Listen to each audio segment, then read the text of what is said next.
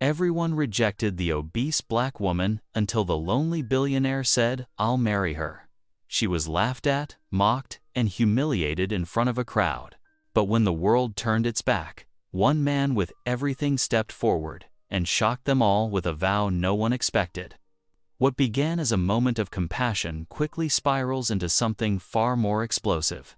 A child whispers a secret that changes everything, claiming the billionaire might be his father. Suddenly, the question isn't just about love, it's about identity, belonging, and the fight for family when the whole world is watching. Why would a billionaire risk his reputation for a woman everyone else rejected? And what hidden truth will decide if this unbelievable promise becomes the greatest love story or the most heartbreaking betrayal? Tell me in the comments where you're watching from right now, and if this story speaks to you, make sure you hit subscribe so you don't miss the next one. The chandeliers cast a warm golden glow across the hotel ballroom as waiters in crisp black suits weaved between clusters of wealthy donors. Crystal glasses clinked, diamond jewelry sparkled, and the soft murmur of important conversations filled the air. In the shadows along the back wall, Scarlett kept her head down as she quietly emptied another trash bin into her cart. She tried to make herself invisible, though that wasn't easy for someone her size.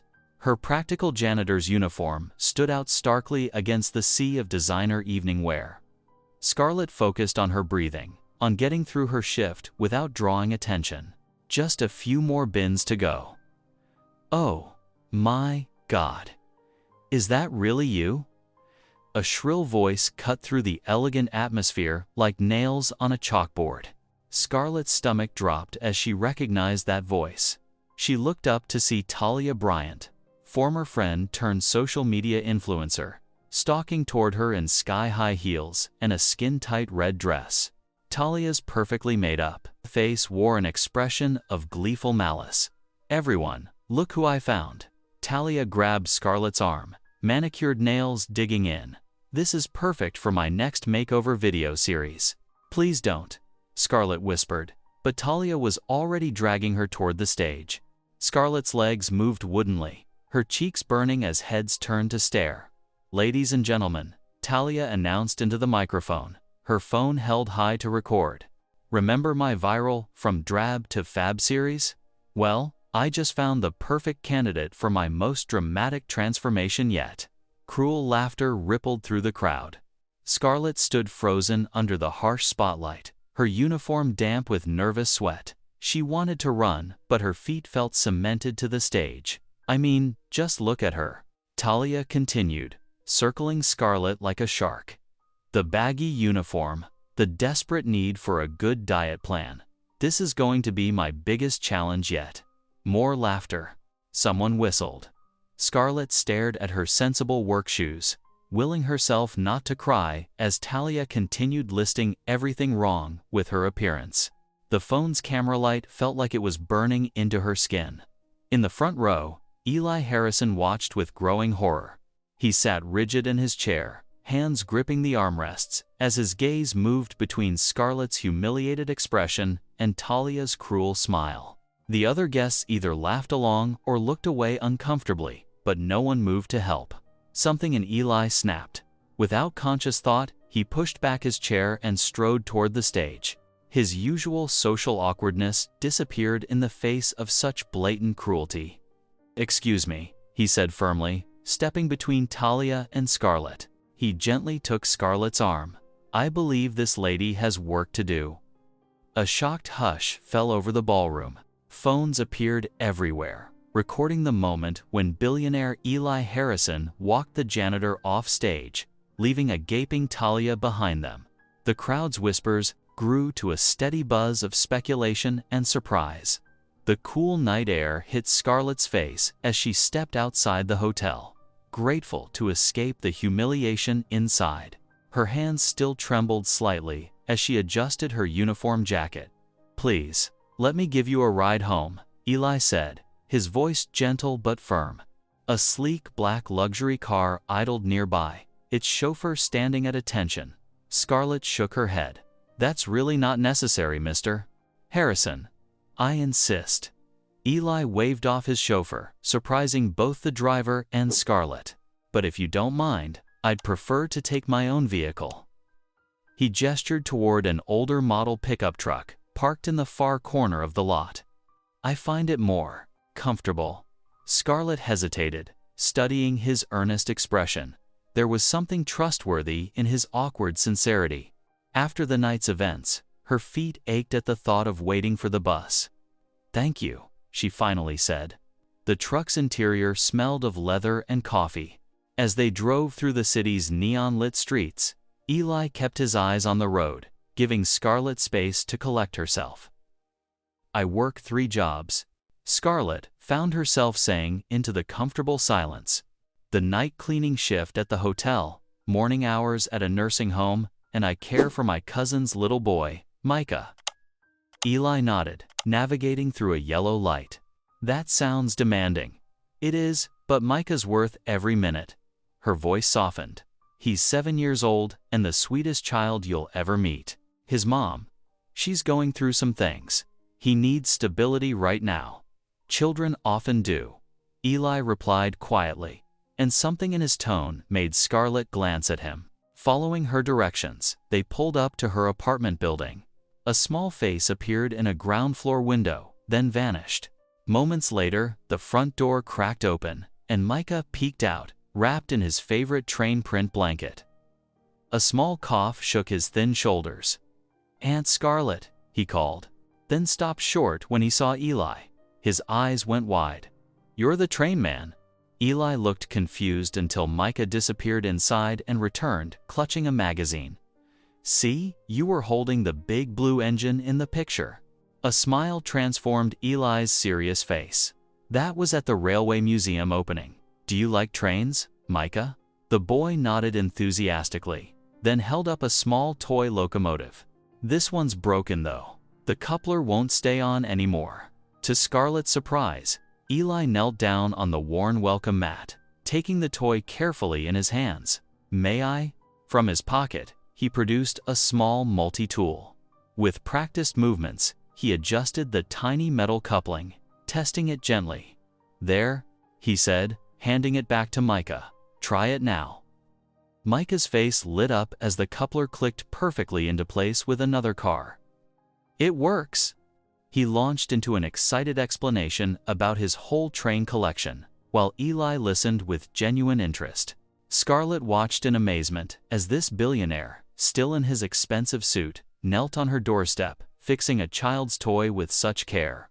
The kindness of the gesture left her completely speechless. Scarlett's phone buzzed incessantly on her nightstand, jolting her awake. Squinting at the screen, she saw dozens of notifications flooding in. Her stomach dropped as she opened the first message, a video clip from last night's gala. There she was, standing awkwardly on stage in her janitor's uniform, while Talia circled her like a shark. "Look at this before picture, everyone." Talia's voice rang out. The cameras caught every painful moment, including the audience's uncomfortable laughter. But then the clip showed Eli Harrison rising from his seat, striding purposefully to the stage. The comments beneath the video exploded with opinions. "Who does that cleaning lady think she is? Oh my God, billionaire knight in shining armor. Harrison Corp going woke." Scarlett's hands trembled as she scrolled through. More posts. Some people defended her, calling out Talia's cruelty. Others seemed determined to make her humiliation go even more viral. Her phone rang. Eli's number appeared on the screen. She hesitated before answering. "Scarlett, I'm so sorry about all this attention," he said, his voice tight with concern. "My PR team is pressuring me to release some generic statement about celebrating diversity or something equally meaningless." "Oh," Scarlett said softly. "I understand if you need to." "No," Eli interrupted firmly. "I'm not doing that. Please check your email in 5 minutes." True to his word, 5 minutes later, a notification popped up. Eli had posted a public statement. "Last night, I witnessed something that broke my heart. A hardworking woman was humiliated for entertainment. Instead of empty corporate speak, I want to address Scarlett directly. I am deeply sorry for what happened to you. Your dignity should never have been compromised for social media clicks. To back up these words with action, I am establishing a $1 million training program focused on workplace dignity and respect.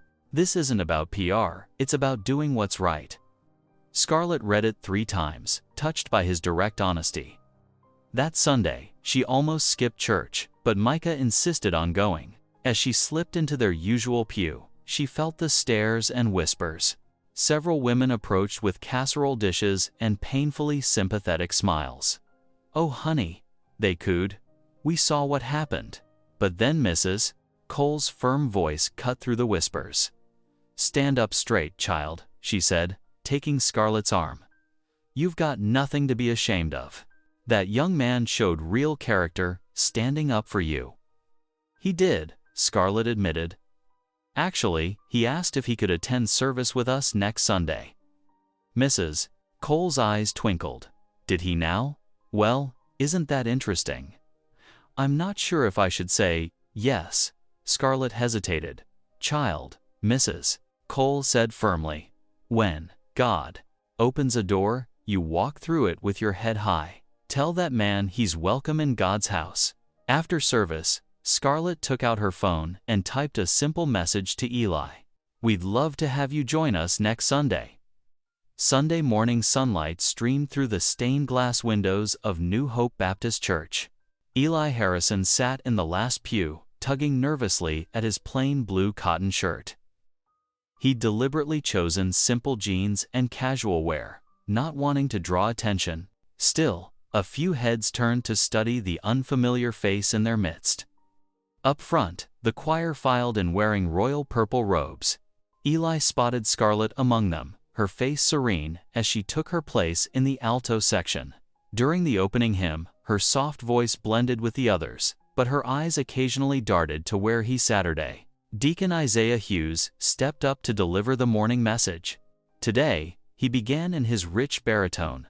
"We're talking about God's table, a table with room for everybody." His emphasis on the word made several people nod knowingly. "At this table," the deacon continued, "there's no VIP section, no back row, no judgment about what you're wearing or what you look like." He paused, letting the words sink in.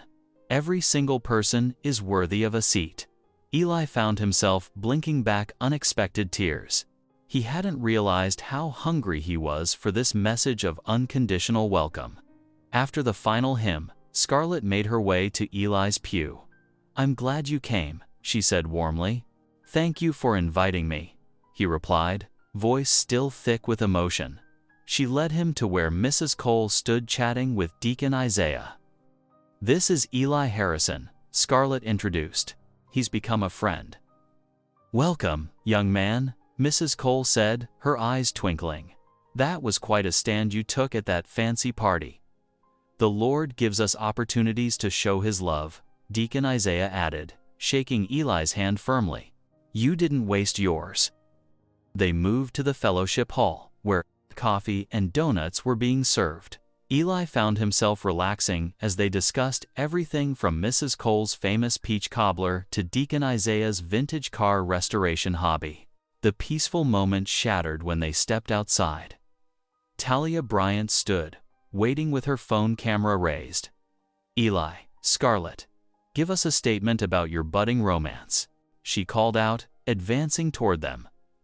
Scarlett straightened her shoulders and looked directly at the camera. "Talia," she said quietly but firmly, "we are not your content." The phone captured her dignified response, her calm demeanor, a stark contrast to Talia's aggressive approach. Within hours, the clip would circulate online, earning Scarlett praise for her grace under pressure. Walking to her car afterward, Scarlett grew contemplative. "You know," she said softly, "I used to dream about having a family of my own, a husband, children, Sunday dinners after church." She shook her head. "But I convinced myself it wasn't possible for someone like me." Eli listened intently, his full attention focused on her words, understanding the vulnerability it took to share such a personal hope. The morning sun warmed the neighborhood as volunteers gathered for the church's community cleanup day. Children's laughter echoed down Miller Street, as they painted wooden benches in bright colors. Mrs. Cole and other elderly church members carefully planted marigolds and petunias along the sidewalks, their gardening gloves covered in rich soil. Scarlett moved methodically along the street, picking up scattered trash and placing it in her large black garbage bag. Her purple church t-shirt had "Community of Hope" printed across the back, matching those worn by the other volunteers. She paused to wipe sweat from her forehead, watching Micah help Mrs. Cole pat soil around a flower's base. A familiar pickup truck rumbled down the street. Eli Harrison parked and stepped out, carrying a toolbox and wearing work gloves. Several people waved, now used to seeing the billionaire at church and around the neighborhood. He'd become a regular fixture over the past week, showing up to fix loose handrails and wobbly steps for elderly residents. "Need any help?" he asked Scarlett, falling into step beside her. "Always room for another pair of hands," she replied with a warm smile. They worked side by side for an hour, their comfortable silence punctuated by casual conversation about Micah's upcoming school play and Mrs. Cole's new flower beds. The spring breeze carried the scent of fresh paint and blooming flowers. Suddenly, Eli stopped. He turned to face Scarlett, his expression serious but gentle. Around them, neighbors continued their work, but something in his stance made several people pause and watch.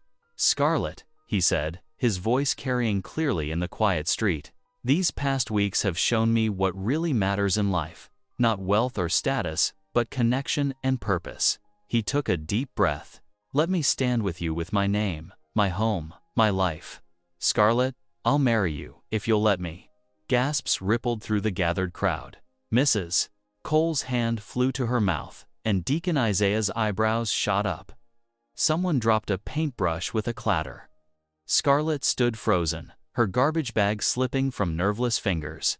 Her lips parted, but no words came out.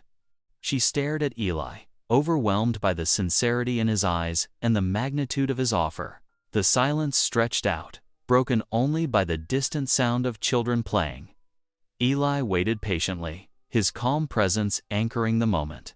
As the sun began to set, Eli drove Scarlett and Micah home in his pickup truck.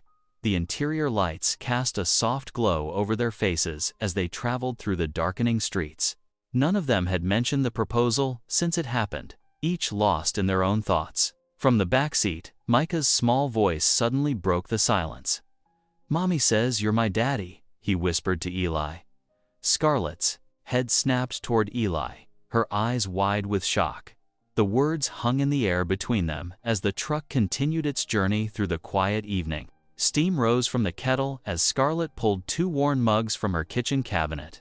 The clock on the microwave blinked 11:15, and the apartment was quiet, except for Micah's soft breathing from his bedroom down the hall. "Chamomile or peppermint?" she asked, her voice barely above a whisper. "Peppermint, please." Eli sat at her small kitchen table, his shoulders hunched forward. The yellow light from above cast shadows across his face, making him look older than his 42 years. As Scarlett prepared the tea, Eli cleared his throat. "I need to tell you something about my past," he began. 7 years ago, I volunteered at the Winter Haven shelter downtown during a bad snowstorm. Scarlett's hands stilled on the mugs as she listened. "There was this young woman there," he continued. "She was scared, alone, and very pregnant. I helped her find medical care and gave her my contact information." His voice grew soft. "I also gave her my silver bracelet, the one with my family's motto engraved on it. My father gave it to me when I turned 18. Scarlett slowly turned around, her heart pounding. 7 years ago, she repeated carefully. What month was this?" "January." Eli met her eyes. 3 months before Micah was born. The tea bags bobbed in the steaming water as Scarlett processed this information.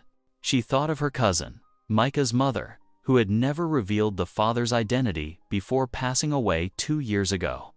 "There was nothing intimate between us," Eli said quickly, reading her expression. "I just wanted to help. But maybe," he paused, "maybe she kept that bracelet. Maybe she thought of me as someone who showed her kindness during a difficult time." Scarlett sank into the chair across from him, pushing one mug his way.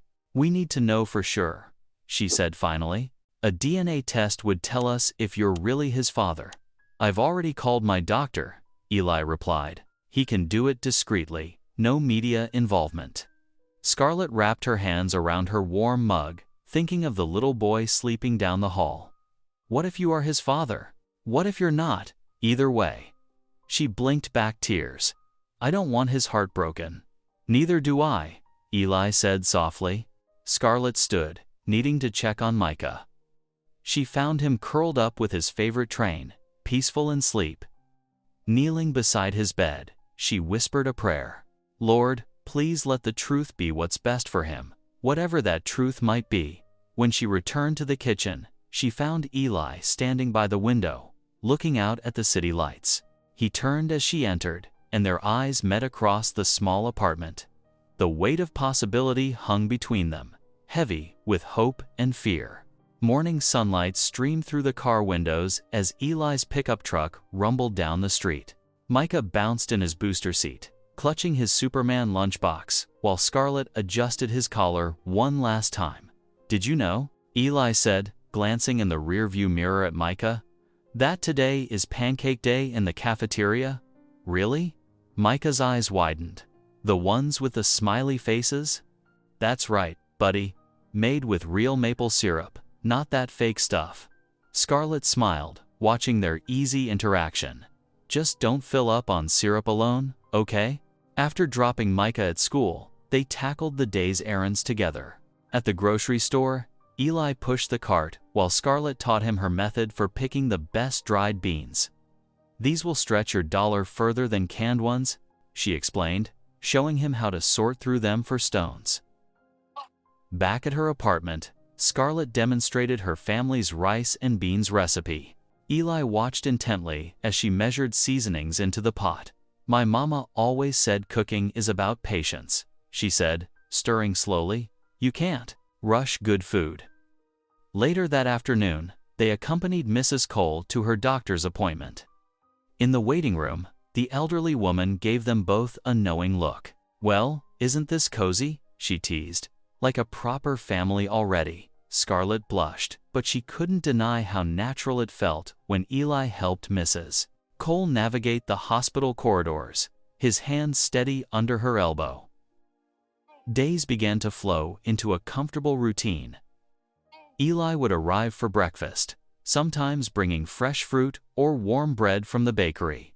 After school, he'd sit with Micah at the kitchen table, helping with math homework while Scarlett prepared dinner. In the evenings, they'd gather around Mrs. Cole's piano in the church fellowship hall, voices joining in old hymns that echoed through the empty sanctuary. Scarlett found herself laughing more than she had in years.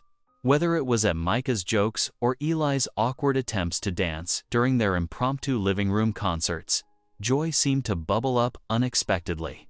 One night, as dishes dried on the rack, Scarlett noticed her kitchen faucet dripping.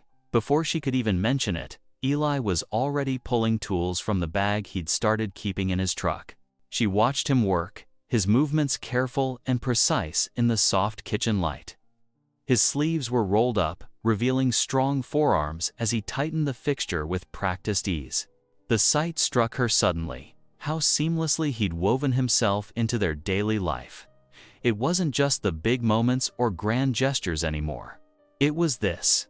Eli on his knees fixing her sink, humming the hymn they'd sung earlier, as natural as if he'd always belonged there. Sunlight poured through the community center's tall windows, casting warm squares across the polished floor. Scarlett stood beside Eli at the podium, her hands clasped tightly together to hide their trembling. The room buzzed with reporters and community members, their phones and cameras ready. Eli stepped forward, his voice steady but gentle. "Today, we're launching the Dignity First initiative," he announced, adjusting his microphone.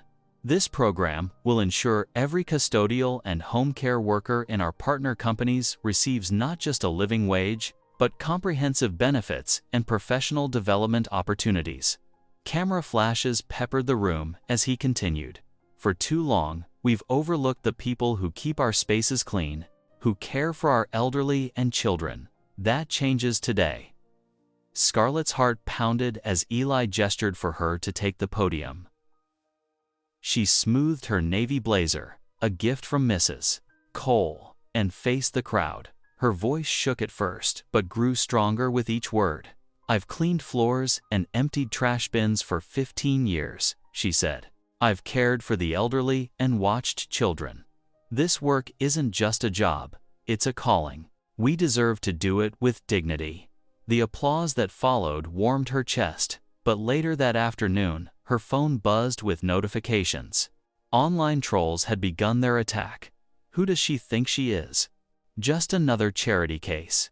Eli Harrison's latest PR stunt.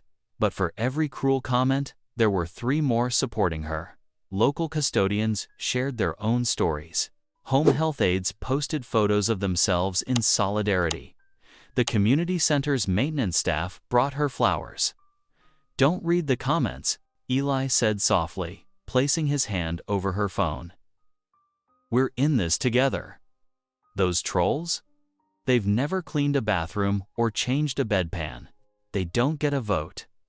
That evening, they celebrated at May's Diner, sliding into a worn red vinyl booth. Micah colored happily on his paper placemat while their waitress, who'd been there 20 years herself, brought extra pickles without being asked. The overhead lights cast a warm glow as they shared meatloaf and mashed potatoes. Micah's head began to droop, his small body curling up against the booth's cushioned back. His crayon slipped from his fingers as sleep overtook him. Scarlett watched him, then looked at Eli across the table. He was cutting his pie into tiny bites, the same way he approached every task, with care and attention. The diner's coffee maker gurgled softly in the background, and somewhere a bell chimed as another customer entered.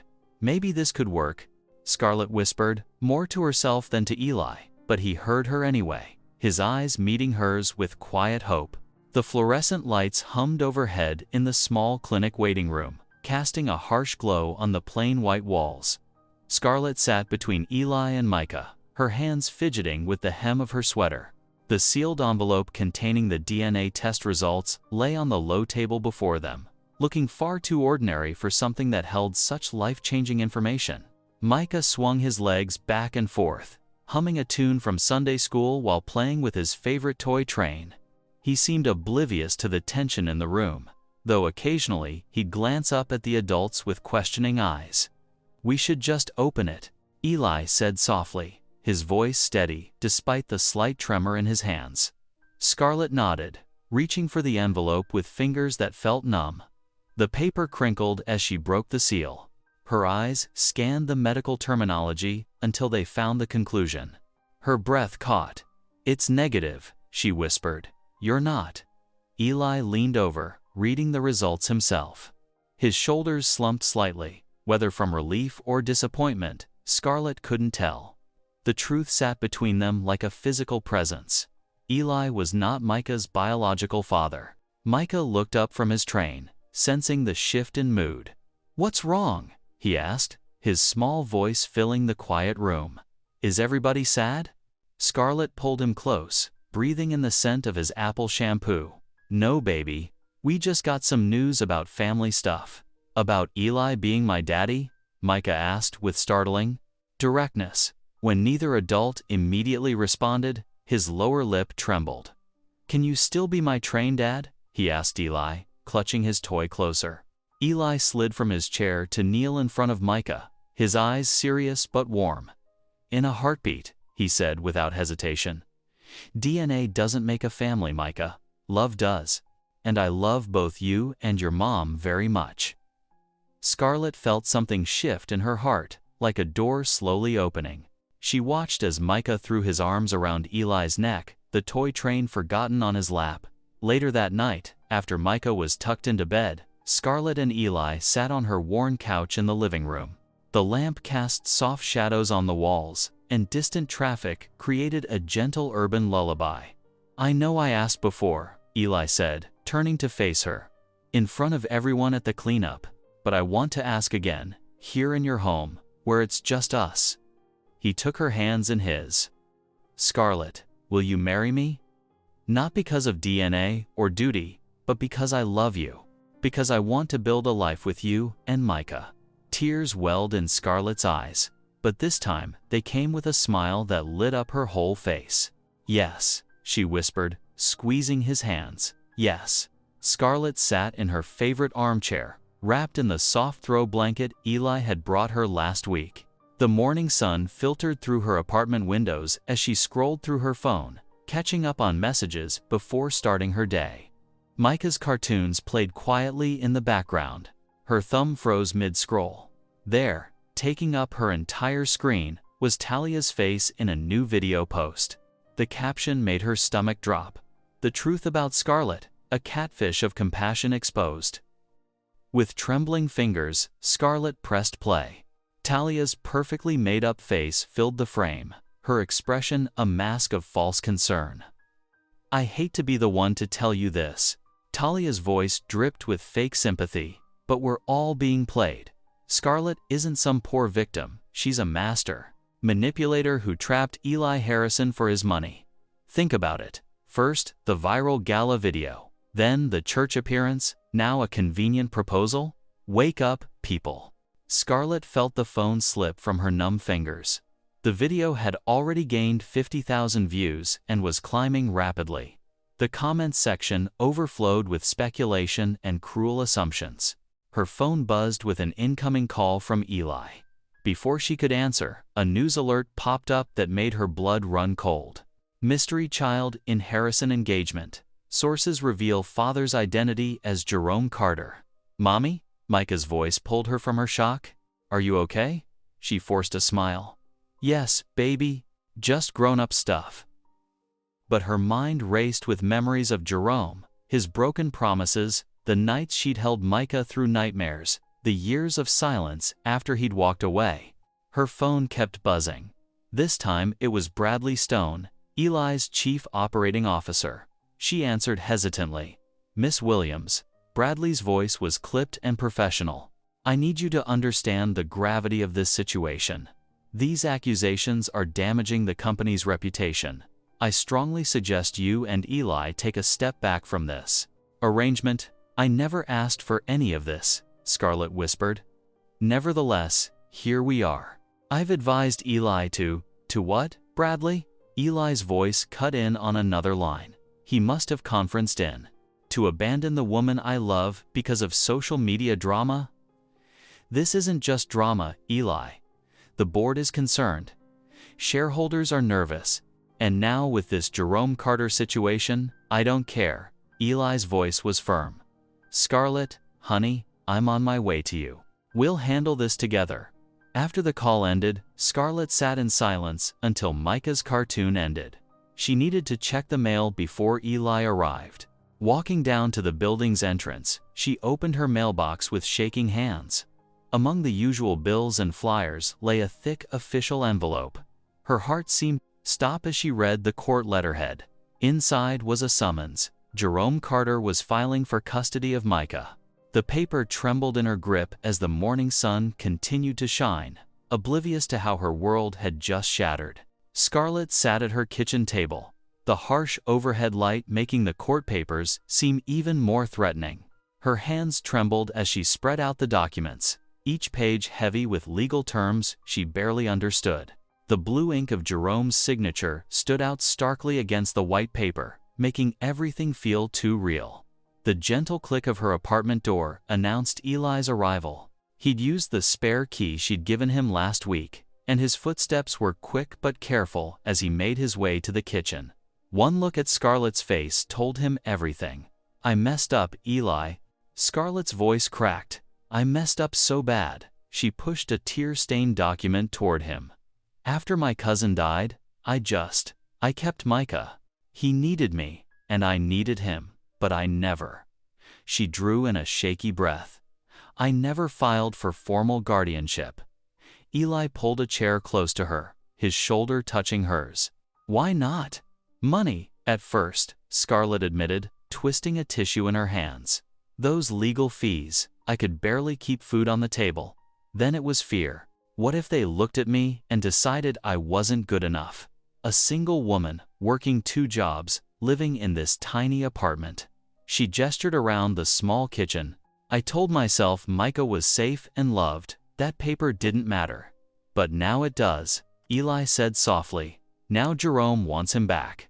Scarlett's voice broke. After 4 years of nothing, no calls, no birthday cards, no child support, he just shows up wanting custody. Eli reached for his phone. I know someone who can help. Her name is Dina Ruiz. She's a family lawyer, different from my usual corporate attorneys. She has a heart for cases like this. I can't afford. Let me help, Eli said firmly. Not as your fiancé, but as someone who loves that little boy down the hall. He nodded toward Micah's bedroom, where soft snores could be heard. Scarlett wiped her eyes and nodded. Okay, Eli made the call, and Dina agreed to meet them first thing in the morning. As he hung up, Scarlett stood and walked to her window. The city stretched out before her, a tapestry of lights against the dark sky.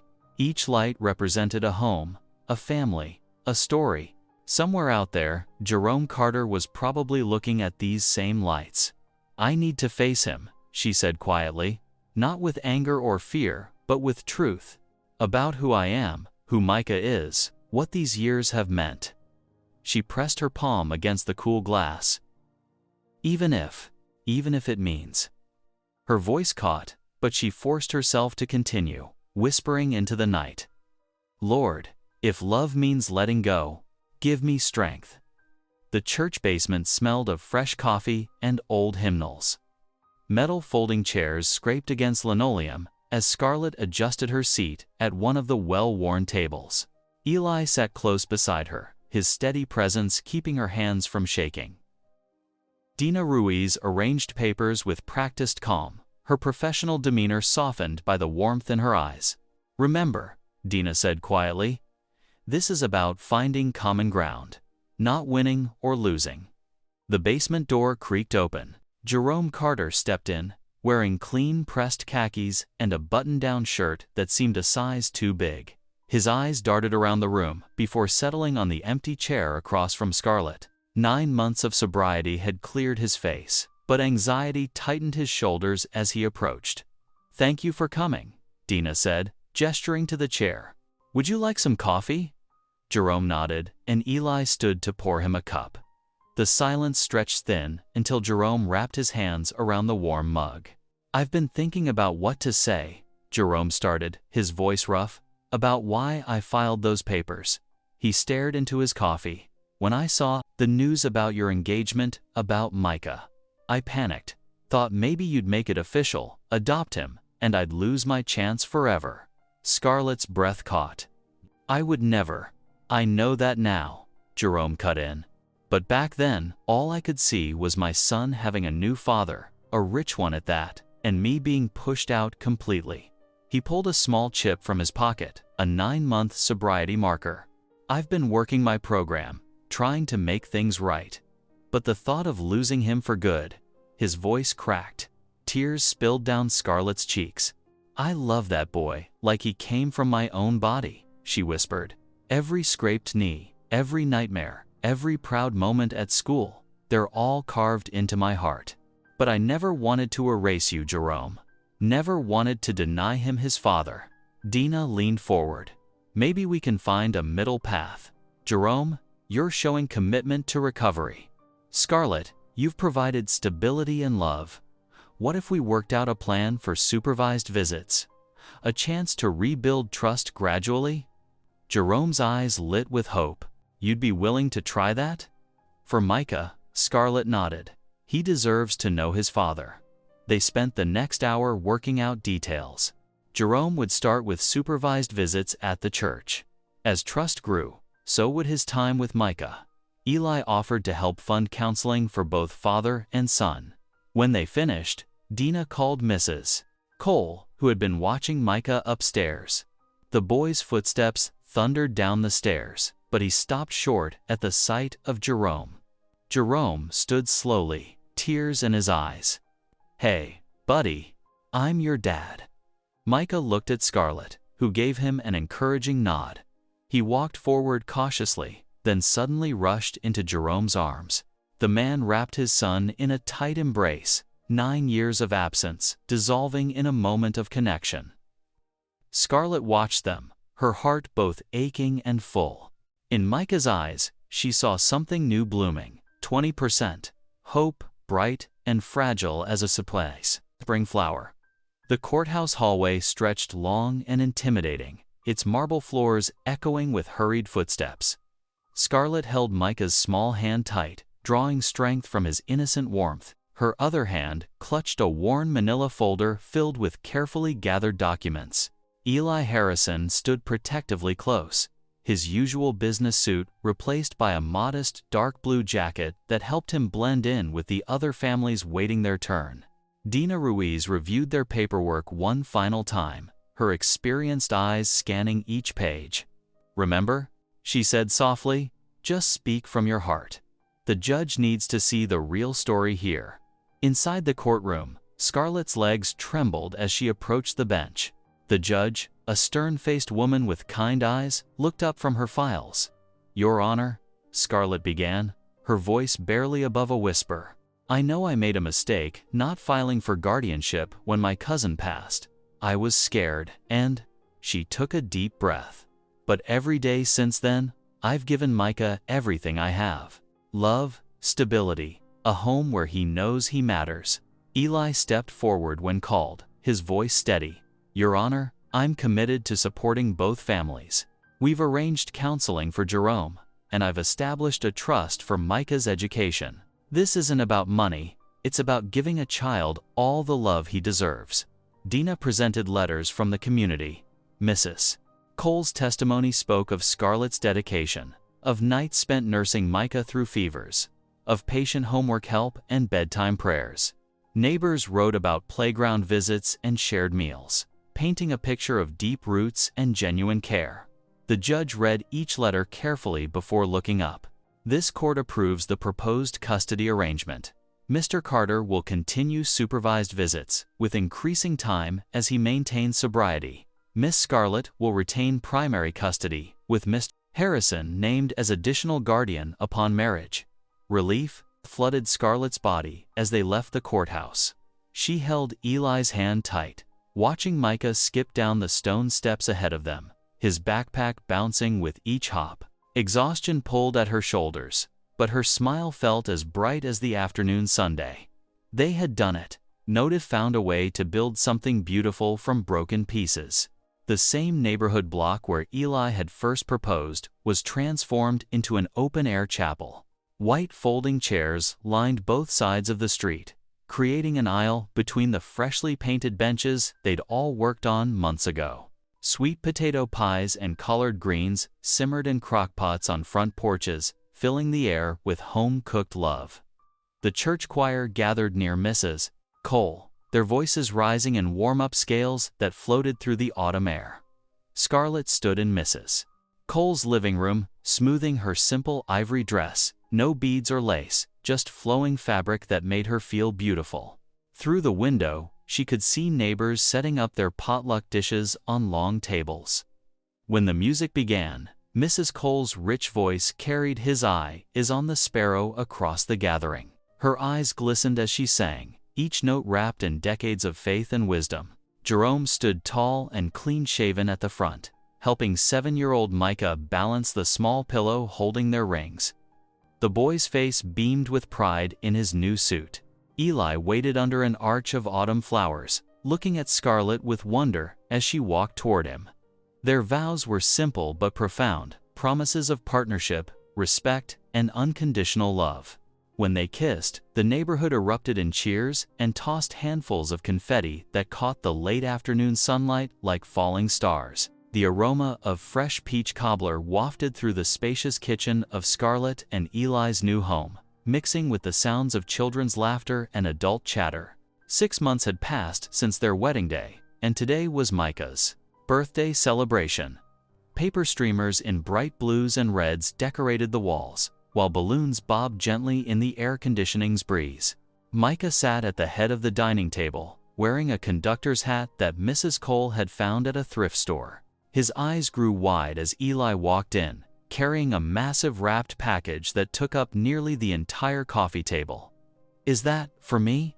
Micah whispered, barely able to contain his excitement. "Sure is, buddy," Eli said, his gentle smile matching the warmth in his eyes.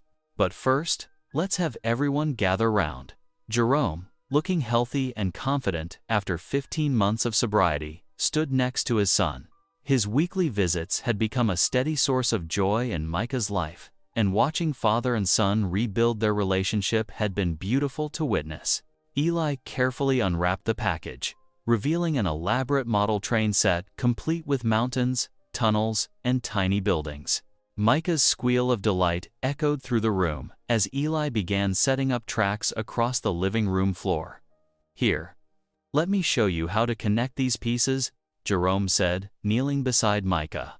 His hands, once shaky from withdrawal, now moved with steady purpose as he demonstrated how to snap the track sections together.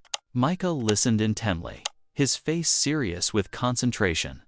Scarlett leaned against the doorframe, her heart so full it brought tears to her eyes.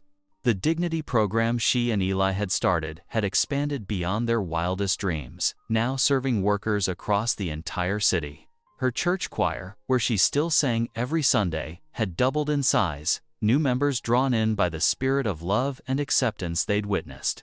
Mrs. Cole sat in her favorite armchair, humming gospel tunes while watching the scene unfold. The train made its first complete circuit around the track, and Micah jumped up and down with pure joy. "All aboard!" he shouted, waving his conductor's hat in the air. Scarlett felt Eli's hand slip into hers, and she gave it a gentle squeeze. Closing her eyes, she whispered a prayer of thanksgiving. "MPP, for this moment, for this family, for this life, filled with more love than she'd ever dreamed possible. Thank you, Lord," she murmured softly, watching as Micah, Jerome, and Eli huddled over the controls. 3 generations connected by tracks of love and redemption. If this story made you pause, reflect, or even smile, don't forget to subscribe. I post daily, and the next story might be exactly what you need to hear.